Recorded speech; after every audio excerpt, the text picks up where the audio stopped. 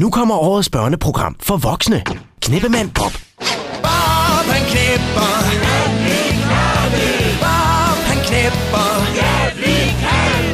I hovedrollen er det Bob, Bobs knippeservice, det er Knippemand Bob. der driver det hjælpsomme firma Bobs Knippeservice. Næh, goddag, fru Fræk. Og han er altid klar til at hjælpe sine medborgere i landsbyen.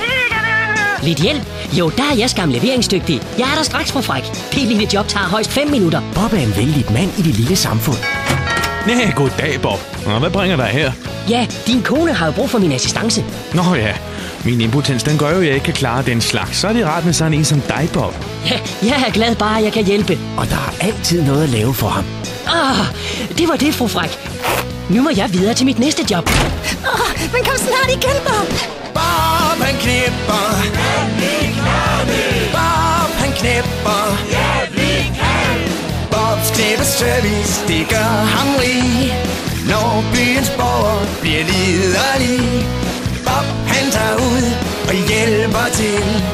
Folk de er glade, de får hvad de vil. Bob han knipper. Bob han knipper.